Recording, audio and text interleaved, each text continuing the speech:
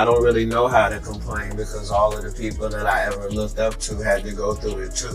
So I know how much they talked about Martin Luther King, and I know what they end up doing to him. I know this same story about Jesus and a few of my uncles. So now I know that if your mouth is really, really big and you try to tell the truth for a living and you like to air people out, hatred is coming your way. It was when the Illuminati first started coming after him, and I left.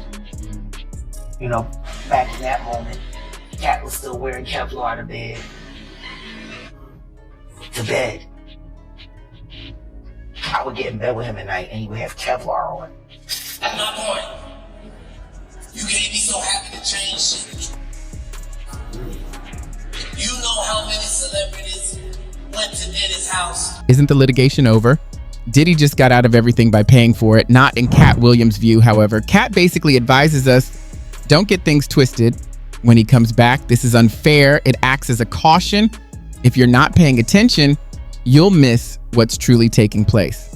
Diddy is more than just a single individual with an extensive criminal history and extravagant fortune. It concerns the system's constant protection of the privileged and rich. The message is clear. If you have the right contacts, the rules don't apply. Furthermore, while everyone else is busy acting as though everything is over, Katt is one of the few people who is actually saying what needs to be said. In addition, he is attacking not only Diddy, but the entire structure that supports him. Things start to go insane at this point. Days after Diddy's verdict was pronounced, the FBI and the Department of Justice announced that Jeffrey Epstein had no client list. The DOJ and FBI have now concluded there was no Jeffrey Epstein client list. What do you tell MAGA supporters who say they want anyone involved in Jeffrey Epstein's alleged crimes to be held accountable? This administration wants anyone who has ever committed a crime to be held accountable, and I would argue this administration has done more to lock up bad guys than certainly the previous administration. But they committed to an exhaustive investigation. That's what they did, and they provided the results of that. Okay. Naturally, Katt observes the tendency. Though his stories differed, Epstein-Diddy came to the same conclusion. Moreover, Katt says this is just the beginning. He is trying to draw our attention to the reality that the elites have stated unequivocally that they can get away with carrying out the most horrific crimes and that there is nothing we can do to stop them. Let's take a closer look at what Katt really said, what he is warning us about, and why the Diddy case is only the end of a much bigger story that they would like us ignore. But these Epstein characters have existed throughout history. Everybody is a supplier. Epstein, Weinstein, these guys knew what these extremists liked and provided it. According to people close to Katt, he is not surprised that Diddy was acquitted in Rico's case. Katt really called this months ago since she thought Diddy was never the ultimate boss. He was only a middleman or gatekeeper. When they were on loan, the real players in the back rooms gave them authority. That's the battle that's going on. It's people who profit from the manipulation of others by getting you to believe something that's not the case. And that's how they make their living, is controlled and regulated. You think there's ever ways where we can get to the control room and see who's controlling, or you think that's all? We're past that. But we don't protect the whistleblower, right?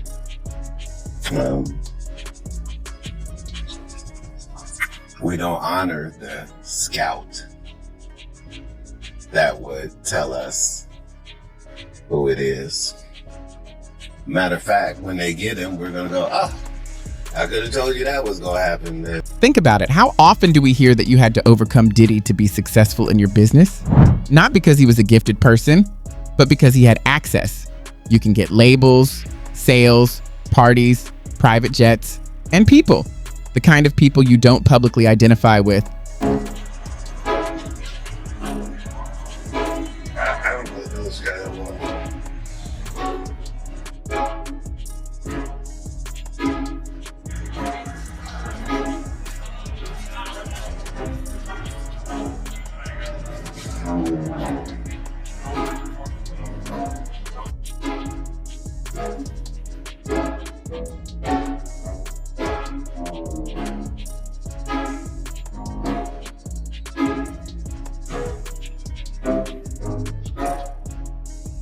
And you won't take care.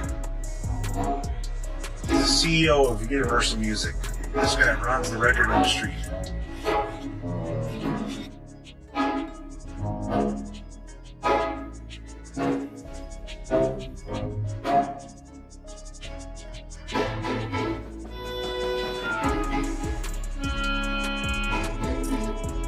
Katt has been claiming that for years. There is a bigger structure that includes these famous puppets, and when one of them is exposed, it's not about justice. It has to deal with containment and damage management. As he takes the hit and signs the check, the bigger names behind him stay clean.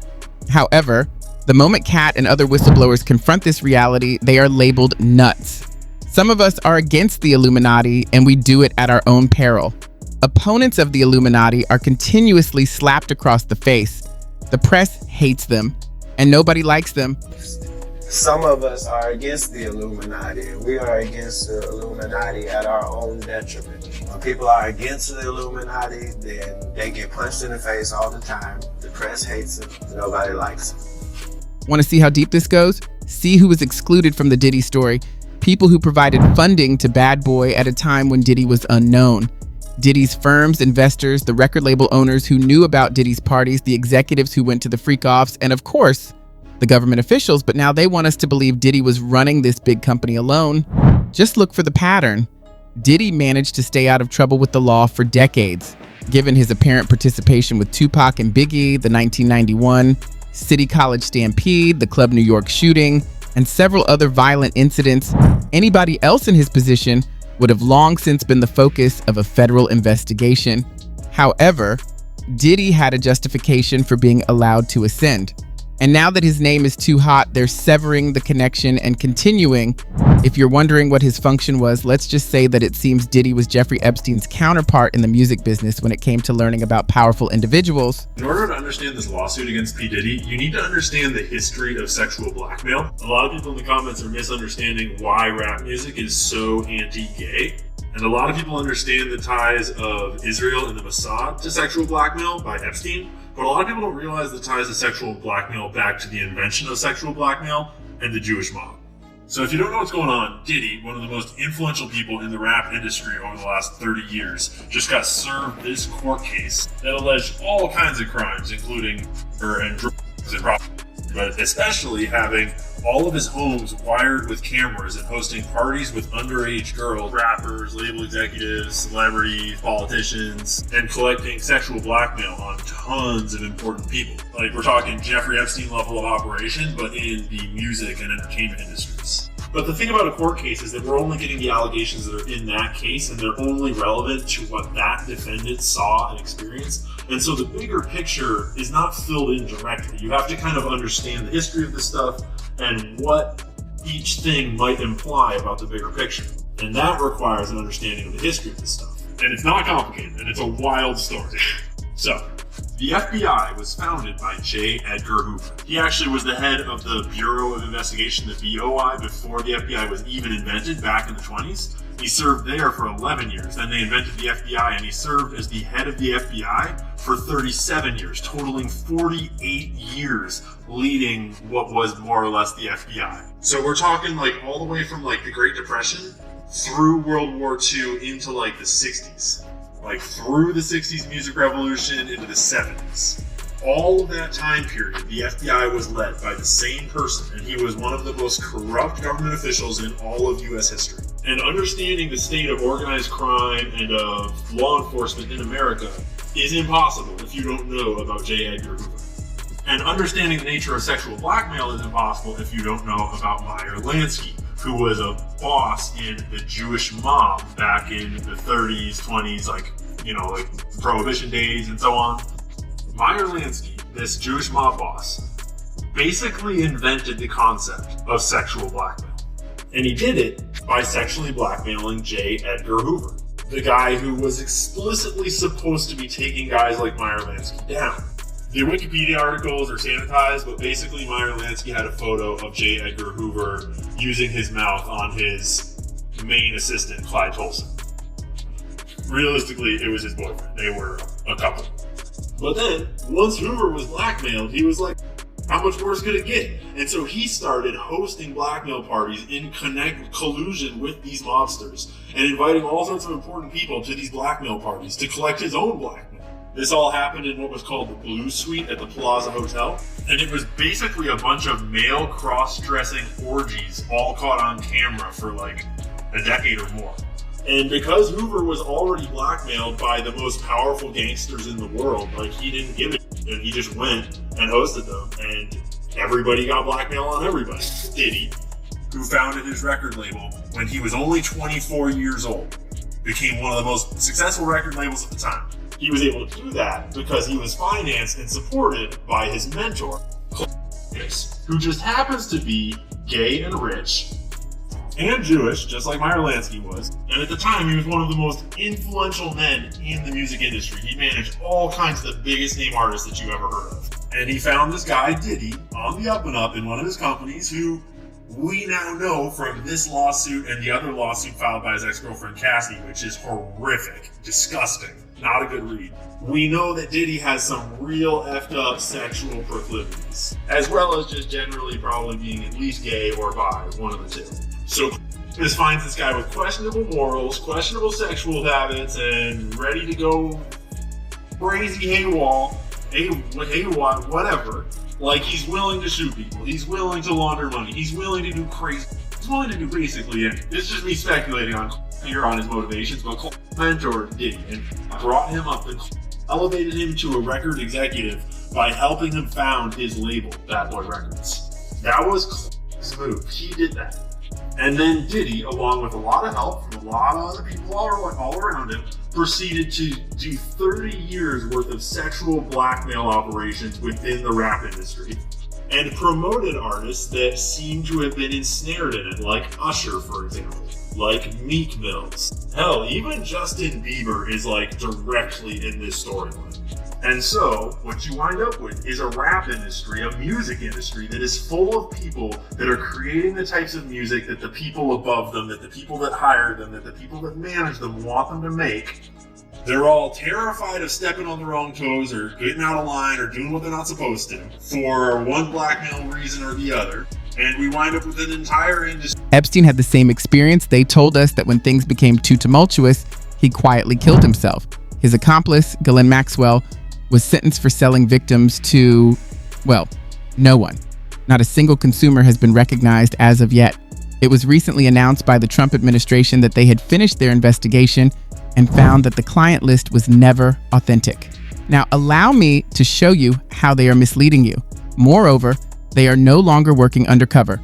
Just 5 months ago, Attorney General Pam Bondi said on Fox News that the Epstein list is not only real, but it is also on her desk. DOJ may be releasing the list of Jeffrey Epstein's clients? Will that really happen? It's sitting on my desk right now to review.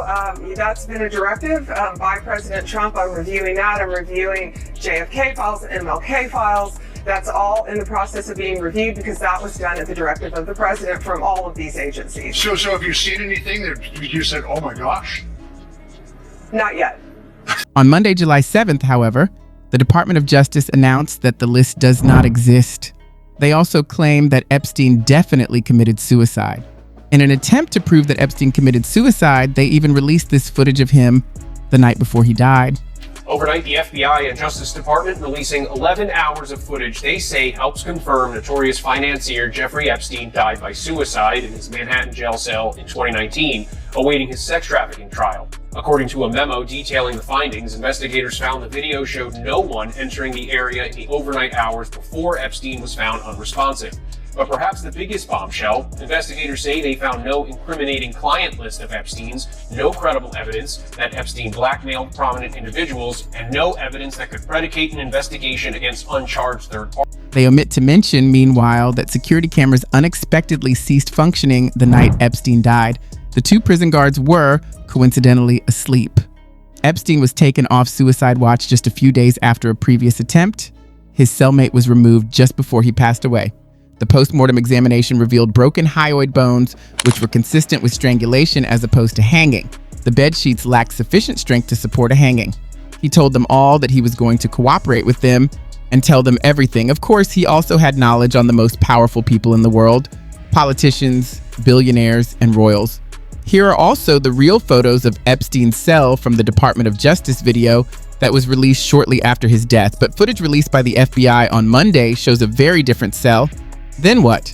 It will be revealed that MLK died peacefully in his bed. And we've reached this stage. Not just the government, the media, and the ruling class are lying to us. People are telling us not to believe what we see. To be true, they have always misrepresented the facts, but these days, they are so obvious that they don't even try to use cover stories.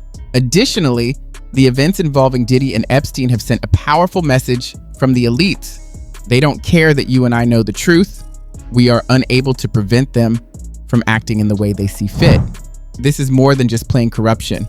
This is a global form of gaslighting and psychological manipulation. So it's not only that they're lying to us these days, they won't give a damn if we find out that's the real message. For a very long time, Katt Williams has been trying to alert us to this same issue. One world people exist because it's a very powerful concept to have and far too lucrative and beneficial to not be attempted. Yeah, I mean, if I was going to run some global power organization, I would try to co-opt every single leader, try to suck them in, offer support, bring them out to wherever the fuck I have my big-ass meetings, fly everybody in private jets to talk about the climate crisis. All organizations have to follow the same rules. Yeah, that's wild. Recruitment is an important facet of all. We have to get some young global leaders.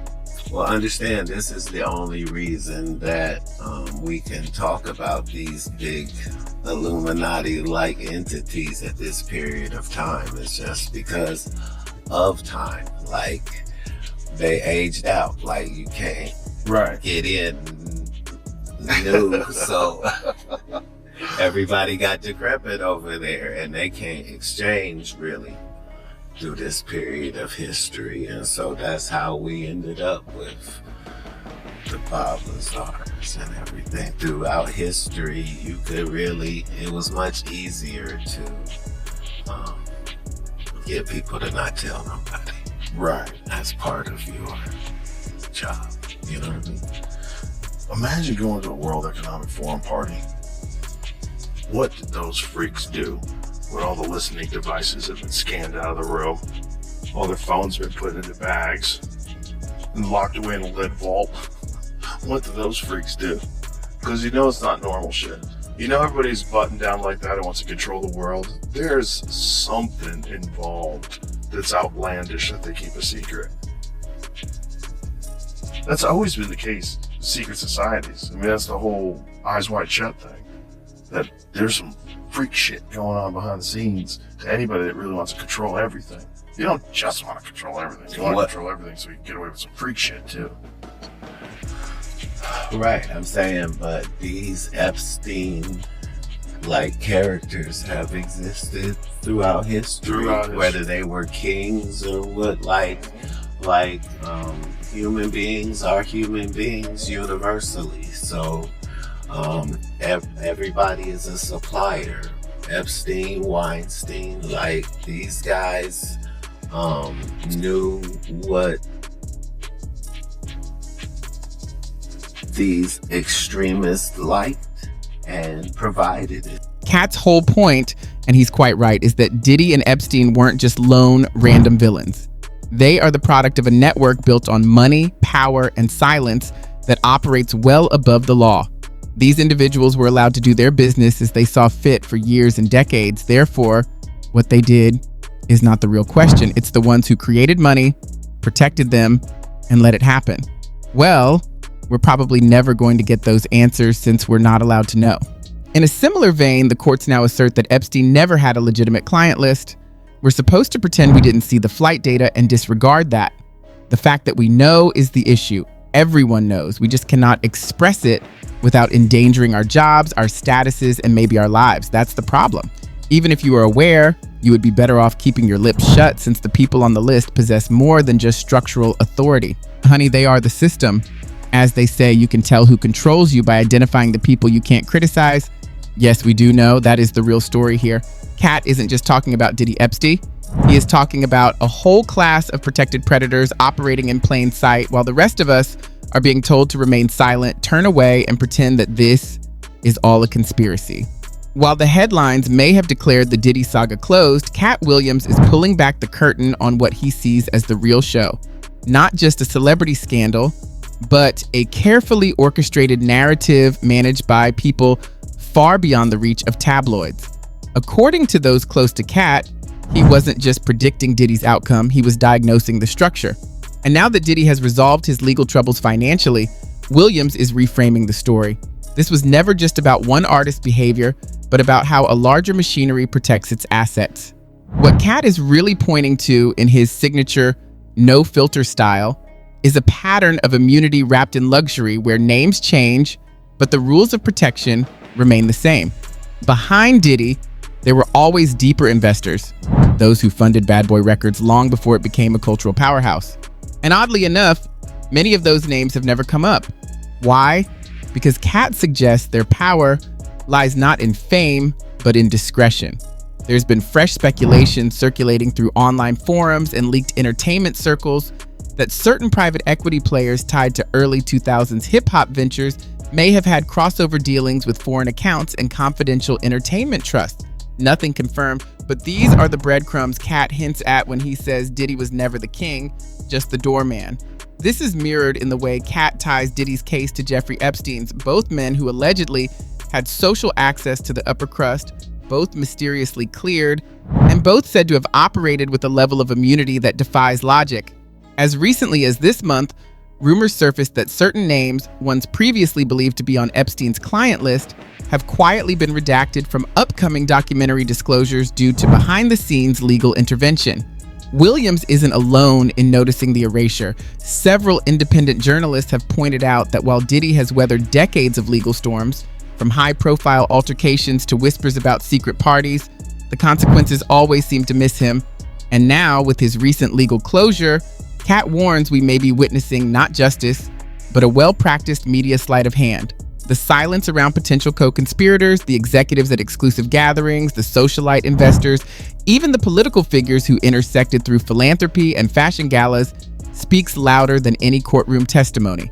If Diddy was, as Katt argues, music's equivalent of Epstein, then who is the equivalent of Ghislaine? Who curated, enabled, or handled the logistics? It's not just a matter of missing names, but missing conversations entirely. Williams' message isn't bitter. It's strategic. He's not simply naming names, but naming systems. And in doing so, he repositions himself not as an entertainer throwing shade, but as a cultural analyst shining a light. Whether the public will follow that light remains unclear. But if the silence around this case feels familiar, that may be the very point. As Katt implies, the real question isn't what Diddy did, it's who made sure you'd only hear about him and no one else.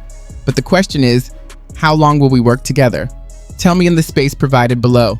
Do you think Katt's warning is the beginning of something bigger, or is it already too late? If Diddy and Epstein are only intermediaries, then who is in charge?